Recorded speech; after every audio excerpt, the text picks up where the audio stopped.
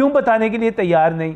क्यों लाखों नौजवान जो और होनहार नौजवान, ग्रेजुएशन किए हुए नौजवान उनके मुस्तकबिल के साथ खेल रहे हैं? क्यों कन्फ्यूजन पैदा कर रहे हैं? क्यों अपने चेहरे पर जो है माजरत के साथ अपने मुंह पर कालक क्यों मल रहे हैं? करप्शन की मशकूक रिजल्ट क्यों बना रहे हैं? क्यों नौकरियों को देने के हवाले से रिश्वत की, पेपर बिकने की बातें जो है उनको क्लियर नहीं कर रहे? इसमें उनका फ़ायदा क्या है? क्या वजह है कि सेक्रेटरी साहब के इलाके झंग से लोग कामयाब होते चले जा रहे हैं?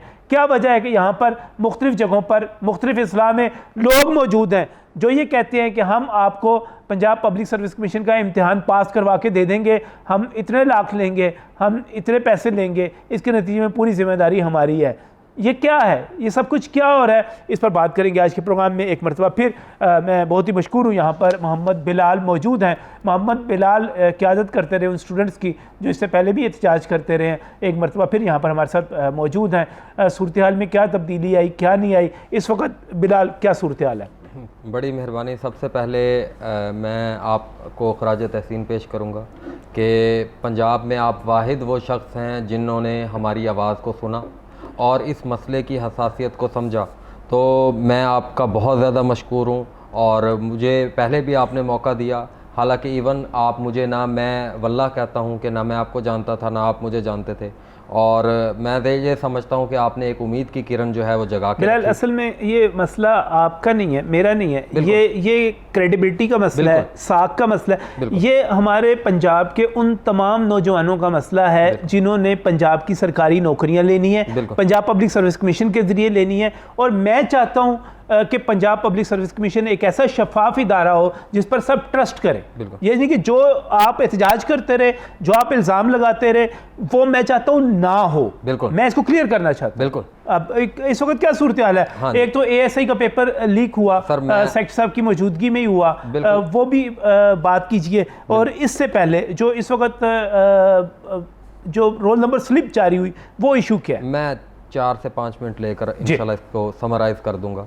देखें, हम भी यही चाहते हैं कि ये इदारा, क्योंकि हमें गरीब नौजवान को जिसने ग्रेजुएशन की हुई है और माँ बाप का सरमाया जिसके ऊपर लगा हुआ है, उसकी यही कोशिश है कि वो अपने आप को नौकरी ले और अपनी फैमिली स्टेटस को वो कैसे बदल सकता है। वो इसी तरीके से बदल सकता है कि पढ़ाई करता है, उसके माँ बाप उसके ऊपर सरमाया लगाते हैं, उसके बाद वो 1 साल 2 साल किताबों के ऊपर पूरे उसे नक्शे बनाने आते हैं, पूरी दुनिया का उसे पता होता है, और वो फिर जो है नौकरी ले लेता है। लेकिन हम PPSC को शफाफ रहना देना चाहते थे। 26 दिसंबर को हम आए, हमने चेयरमैन साहब को कहा, 26 दिसंबर 2020 की बात कर रहा हूँ, हमने कहा खुदारा सर, हम आपको बता रहे हैं, हम टॉपर्स हैं पंजाब के, खुदारा हम सबको देख लें, हमारे रोल नंबर चेक कर लें, ये PPSC में करप्शन हो रही है, आप खुद से इसको आइडेंटिफाई कर लें ताकि हमारा टाइम ज़ाया ना हो जाए, ताकि हमें जो है वो डिले ना हो जाए। इन्होंने कहा आप प्लांटेड लोगो, आप जाओ इधर से। हमें जलील करके, हमें रुसवा करके इन्होंने भेज दिया। वो एंटी करप्शन को, और गौहर नफीस साहब की मैं मेहरबानी करूंगा और आपकी स्पेशली कि आपने इस इशू को हाईलाइट किया, जिसकी वजह से एंटी करप्शन एक्टिव हुई, और वो पेपर सारा का सारा 2 जनवरी 2021 को जो तहसीलदार का होना था, चेयरमैन साहब के सामने रख दिया। अब ये सारी कार्रवाई हो गई, सारा कुछ हो गया। अब हम कैंडिडेट्स का इस मामले में कोई 1% कसूर बताएं, हमारा कोई कसूर नहीं था, लेकिन उस वक़्त से अब तक सिर्फ़ और सिर्फ अगर कोई सज़ा भुगत रहा है तो वो हम कैंडिडेट्स हैं। हमें पहले भी इनकी मुतलकुल अनानी का सामना करना पड़ा, हमें पहले भी इन्होंने बेइज्जत करके इधर से भगा दिया, और फिर जब हम एंटी करप्शन ने इनको एक्सपोज किया तो अब ये दोबारा कोई जवाब देने के लिए तैयार नहीं है कि किसी को रिक्वेस्ट कर दें। चीफ मिनिस्टर उस्मान बुज़दार साहब ने एक इंक्वायरी कमेटी बनाई 4 जनवरी 2021 को, आज अक्टूबर हो गया, 10 महीने हो गए, 5 दिन में रिपोर्ट देनी थी, 9 जनवरी को कोई रिपोर्ट नहीं आई। यानी ऐसे बेहिसी का मुआशरा और ऐसी बेहिशी की गवर्नमेंट मैंने आज तक नहीं देखी, कि जो ना गवर्नमेंट रिस्पॉन्ड कर रही है, ना PPSC रिस्पॉन्ड कर रही है। एक कैंडिडेट्स को उनको पता ही नहीं है कि गरीब के बच्चे के ऊपर क्या बीतती है। मेरे साथ लोग जुड़े हुए हैं, मुझे पता है कि लोग मुझे किस किस तरीके से हाथ जोड़ जोड़ के कहते हैं कि सर 9वें स्केल की कोई नौकरी मिल जाए, हमें रोज़गार मिल जाए, हमारे घर का सर्कल चल जाए। जब मैं भी इधर आया था मेरे पास भी यही हालात थे लास्ट टाइम। अल्हम्दुलिल्लाह, अल्लाह का शुक्र है मेरे हालात बदले, लेकिन मैं आपको बताता हूँ मेरे पास घर में कुछ भी नहीं था जब मैं लास्ट टाइम इधर आया था। मैं फिर भी आया। हम लोग इस तरीके से आते हैं, मेरे 2 बहन भाई माजूर हैं, मेरे पास ऊपर मेरे 2 बच्चे हैं, मेरी बीवी थी। मैं उस वक्त आया यहाँ पर क्योंकि मेरे पास रोज़गार नहीं था और 85 नंबर थे मेरे पास। मेरे पास 85 नंबर थे, मैंने पंजाब को टॉप किया था, लेकिन उस वक्त से अब तक 2 साल हो गए हैं मैं जलील हो रहा हूँ। और पीपीएससी क्या कर रही है, पीपीएससी ने एक नोटिफिकेशन देने की जहमत नहीं की। कैंडिडेट्स आप तसल्ली रखो, शफाफियत आएगी, अब हमारा जो भी मामला था हमने रिजॉल्व कर दिया। इन्होंने उसके ऊपर से क्या किया, गजनफर नॉल अभी 1 हफ्ता पहले इन्होंने डिस्क्वालीफाइड कैंडिडेट्स की लिस्ट भेजी है, प्रेस रिलीज चेक की जा सकती है पीपीएससी की हमारे वेबसाइट पास नाज़रीन स्क्रीन पर आप देख रहे हैं। हाँ जी। ये वो लिस्ट है, उसके मुख्तलिफ पेजेस हैं जो इससे पहले जारी की गई थी। इसमें गजनफर नॉल का नाम नहीं है, इसमें गजनफर नॉल का नाम नहीं ये है, वो मरकजी मुल्ज़िम है जो इस वक्त जेल में है। गौर शेर अली का नाम नहीं है। गौर इसका नाम, इन सब का नाम अब नई लिस्ट में लगाया गया। लेकिन मैं इनसे पूछना चाहता हूं, ये जो नई लिस्ट लगाई है वो आज जारी की गई है। हाँ जी, आज जो जारी की गई है करने के बाद जारी हाँ जी, की गई है। तो उसमें जहांजेब का नाम कहां है? जहांजेब एंटी करप्शन की रिपोर्ट में देखा जा सकता है। जहांजेब वो शख्स था जिसने पेपर 5 लाख रुपए में इंस्पेक्टर एंटी करप्शन का लिया था। वो सोनिया तहसीलदारनी जो कि कमिश्नर लाहौर या जो भी, मैं किसी को नॉमिनेट नहीं करूंगा, लेकिन कमिश्नर साहब की जो बहन थी, वो जिन्होंने 5-5 लाख लेकर जो है वो तहसीलदार के पेपरों की बात की थी, वो कहाँ गई? उनका नाम कहां पर है? अभी भी सारे नाम शामिल नहीं है, कोई नाम शामिल नहीं है, सिर्फ 4 नाम शामिल किए गए हैं। ये 4 नाम शामिल थे। कैसे सिस्टमैटिक तरीके से धांधली हुई थी हमें तो कुछ बताया ही नहीं गया। मैं आपको बताता हूं किस तरीके से हुई थी। यहां पर इनका असदुल्ला डायरेक्टर एग्जामिनेशन इन्वॉल्व था। कैसे इन्वॉल्व था? कौन इंस्ट्रक्शन देता था उसको?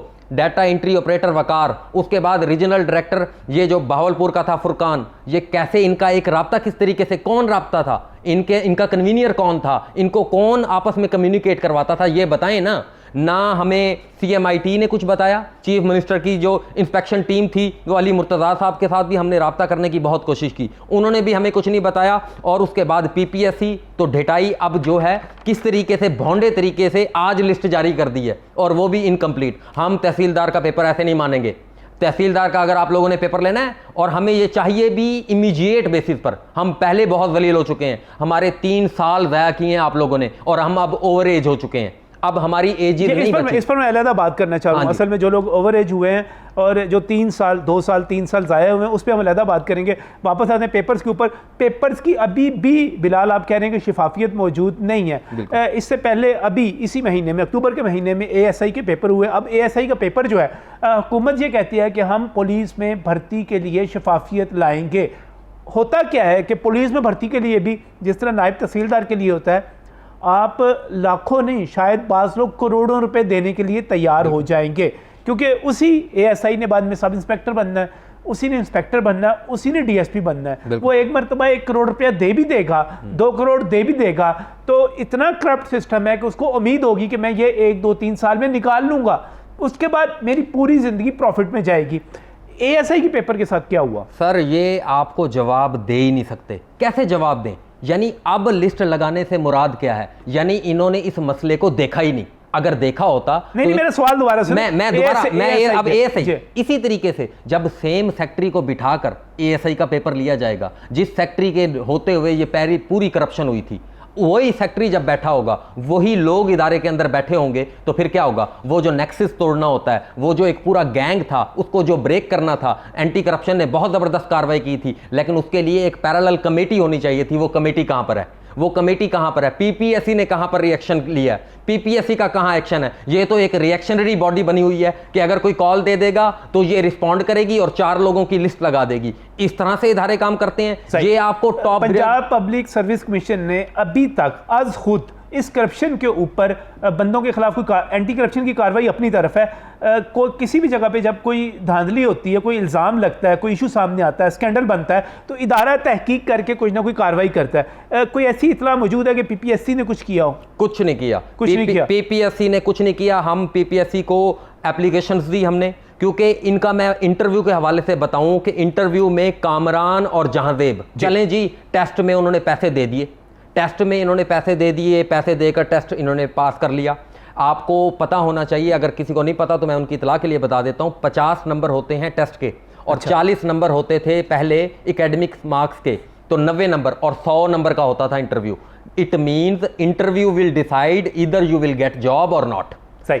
लेकिन कामरान हनीफ को और जहांजेब को, कामरान हनीफ का उस ब्लॉक लिस्ट के अंदर भी नाम है, ये जो अभी रिसेंटली कल आज जो है जारी की है पीपीएससी ने, कामरान हनीफ का उसमें नाम है। लेकिन वो जो जहांजेब दूसरे नंबर पर, जिसने इंस्पेक्टर एंटी करप्शन में टॉप किया था, इंस्पेक्टर एंटी करप्शन में टॉप किया था आफ्टर इंटरव्यू, उसने इंटरव्यू में कैसे इतने अच्छे नंबर ले लिए, इंटरव्यू में उसके पास कैसे ऐसी महारत आ गई, कामरान हनीफ के पास कैसे ऐसी महारत आ गई। यानी इसका मतलब ये है कि पीपीएससी आप बड़ी खौफनाक बात कर रहे हैं। आप कह रहे हैं कि सिर्फ पेपर ही नहीं बिकते, हाँ जी, बल्कि इंटरव्यू भी मैनेज होते हैं। ये बहुत खौफनाक इल्जाम है जो आप लगा रहे हैं। ये ऑलरेडी एस्टैब्लिश्ड है।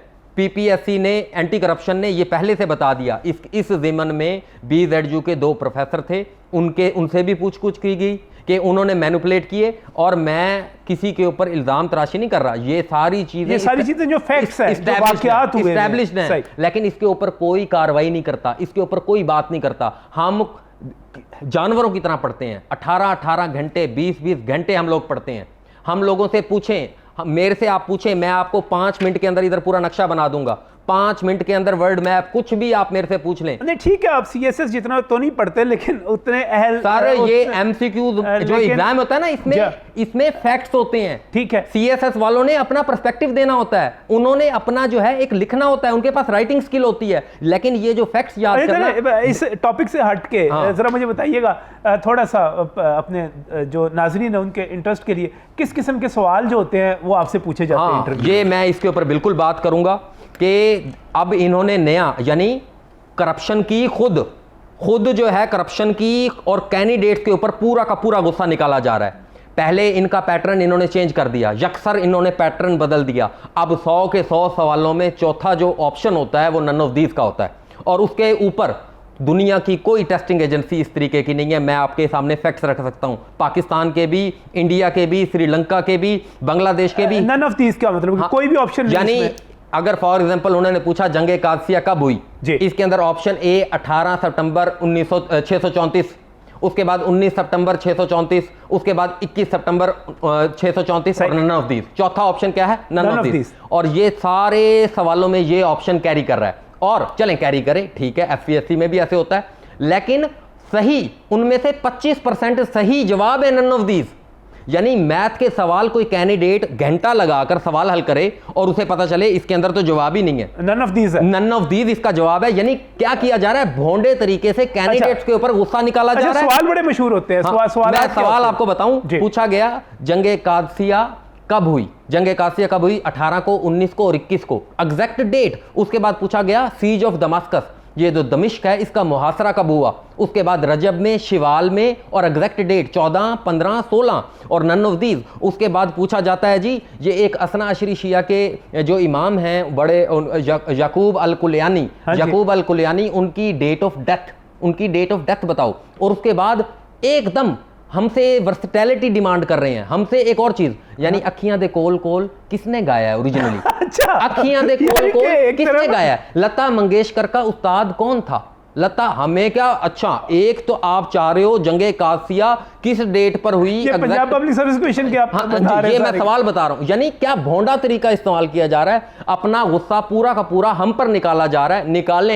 निकालें लेकिन शफाफियत लाएं। इसमें और भी बहुत सारी चीज़ें बिलाल आपके साथ डिस्कस करनी है, लेकिन मुझे यहाँ पर एक ब्रेक पर जाना है। नाज़रीन, ये देखिएगा हमारे सरकारी इदारे चलते किस तरह। मैं फिर कहूँगा कि मेरे लिए चेयरमैन साहब, सेक्रेटरी साहब और तमाम मेंबरान जो है काबिल एहतराम हैं, लेकिन ये चीज़ें इतनी दिलचस्प थी कि मैं रह नहीं सका। मैंने कहा, ये मैंने बार बार मैं रिक्वेस्ट करता रहा, हुकूमत पंजाब से की, PPSC से की कि आप आ जाएँ, जवाब दे दें। अब भी हमारा प्लेटफॉर्म हाजिर है, जब भी आप चाहें इसका जवाब देना चाहें इन चीज़ों का, लेकिन ये चीज़ें बड़ी ठोस हैं, बड़ी वाज़ेह हैं, और अभी ये सब कुछ ख़त्म नहीं हुआ। नाज़रीन, ये अभी सिर्फ बात शुरू की है, आपको जो कुछ बताना है वो बहुत अहम है,